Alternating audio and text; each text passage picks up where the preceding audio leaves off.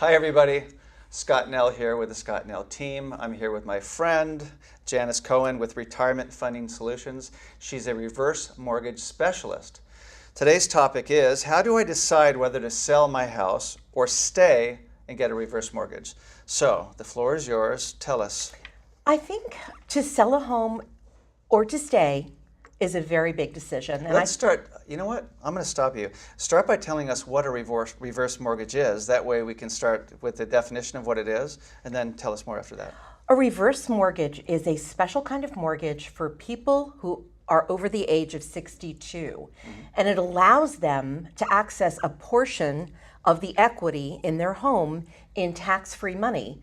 They can take that money either in the form of monthly income, a lump sum, or they can even just open a line of credit for emergencies that might come or hopefully won't come, but at least they'll have some, they'll have access to funds in the form of a line of credit.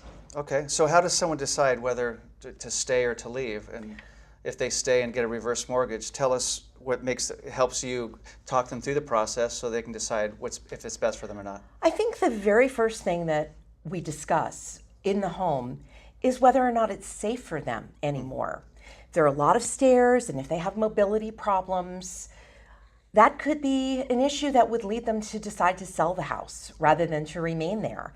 I've encountered seniors who haven't even been on the second floor of their home in years. And they certainly, if they can't access the second floor, they can't maintain the second floor. Right. So being unable to access the home can lead to deferred maintenance, can lead to further health and safety issues in the house because you're just not going to be able to be on top of things in that sense. Right.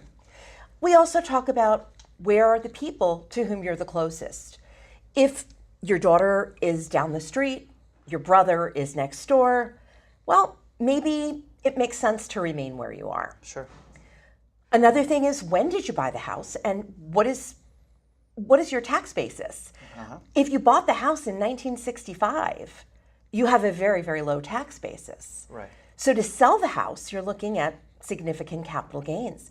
But if you bought your house 10 years ago, then it might be an easier choice to sell the home. Sure. So there are a variety of areas which we explore together to determine if it's really in the best interest of the senior to stay or go. A lot of seniors are very connected to their homes. Some of them have pets living with them. Right. And it can be very difficult to find a new home or a new living situation that will allow pets. So every senior that I've met with over my 14 years of doing reverse mortgages has had a unique set of circumstances. Right. And so that's what we look at. Well, something you do that I found very impressive was that you actually will go to their home and meet with them. Yes, I do. So you get there, is there anything ahead of time that you would do to prep them? And then when you get there, how does it all lay out with them? Do you walk around the home and check it out? Do you have a checklist that you go over? How do you do things? You know, I do walk around the home with the senior. I want to see if there is deferred maintenance. Sometimes, especially as people's eyesight may wane, sometimes a senior may not see things with the same set of eyes that I'm seeing them. Right. My eyesight is waning as well. However, I know exactly what an FHA appraiser is going to be looking for. Oh, interesting. I look at the ceilings.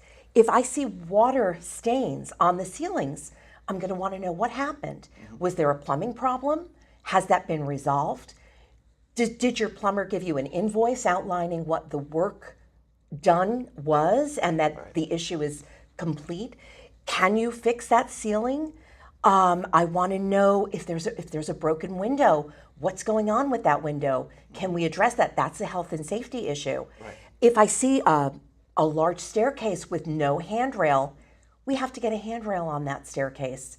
Fortunately, I have a very good network of handymen and other resources to whom I can refer to the senior to get some of that deferred maintenance taken care of. So I would think one of the biggest choices when choosing to meet with someone for a reverse mortgage would be to make sure it's someone who's willing to tell them maybe this isn't the best option for you. Absolutely, absolutely. So how do you find someone? I mean, I know, okay, you're local, I know you, I trust you. How do you find someone that you can trust to give you that information like you were just talking about? And to give you the real pros and cons of what the situation is and whether or not it's good for them? Well, I think, first of all, working with someone local is extremely important. There are very good local reverse mortgage specialists. When you see a commercial on TV, that is not a loan officer who's going to come to your home, who's going to sit down with you and explain every page of your proposal. Right. That's not a loan officer who knows what FHA requirements are for the condition of your home. That's someone who's just going to want to get another loan into the pipeline, right. And if it closes, great, and if it doesn't, oh well. I don't want to put a senior through the heartache and expense, right. Of believing in their mind that this is going to work for them. If I go to their home and there are real concerns, then, structural concerns. When I lived on the East Coast, I had a client who had a tree growing in his basement. There was a crack in his foundation. No one on the phone from an 800 number, right. In Detroit, Michigan is going to know about that. Exactly. And I'm certainly not going to ask him for an appraisal check if I see that condition. I know that we need to consult a structural engineer before anything else. Same thing with termites. If I see termite, if I see evidence of termite right. activity, we need to address some things. And maybe some of those things can be addressed by the reverse mortgage, but maybe some of them need to take place before we even get the appraiser in there. Mind you, if there is deferred maintenance, and very often there is, an appraiser will make a note of what the deferred maintenance is. The value is not affected by deferred maintenance. However, health and safety issues need to be taken care of before we sign the closing right. documents. Cosmetics can be completed within 6 months of the closing. So certain things we need to take care of before the closing, right. And other things we have 6 months and access to money in order to do the work. Okay, so to me it seems like that if you're going to consider a reverse mortgage, it should be someone who specializes in that. That's not just part of all the things that they do, but they specifically focus on that. That way you would understand the ins and out more than someone who does, 1 or 2 a month. Someone who does 10, 20, 30 of them a month will understand them in a different way. I believe that. Yeah, and do you keep up, and then are there lots of new regulations and regulations change almost every year. And sometimes it's a very minute change. Sometimes the changes are sweeping. Right. And we never know. I have had people call me and say, I'm going to do a reverse mortgage in 5 years. How much will I be able to borrow? Well, you know what? 5 years ago, you could borrow a lot more than what you can borrow now. Right. The reverse mortgage has become a little more conservative. That's the FHA reverse mortgage. Right. But on the bright side, there are new proprietary reverse mortgages which are coming out and becoming much more popular now. When you say proprietary, what do you mean? Well, these are reverse mortgages. They're still non-recourse mortgages, but they're not the traditional FHA reverse mortgage. They are best applied in a jumbo value situation. So what's a jumbo value situation? Very easy here in LA. It's usually a home over $900,000. It's very common here in Los Angeles County. So you can, with a jumbo, access more money and in some cases have lower closing costs.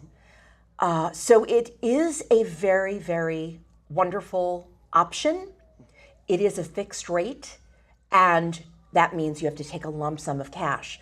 So with the jumbo, there's no line of credit, there's no monthly income, it's only the lump sum option. Fantastic, great information. Thank you so much. My pleasure, thank you for having me. Hey everyone, if you'd like more information about myself or my amazing team, check out scottnellteam.com or subscribe to our YouTube channel. Thanks for watching.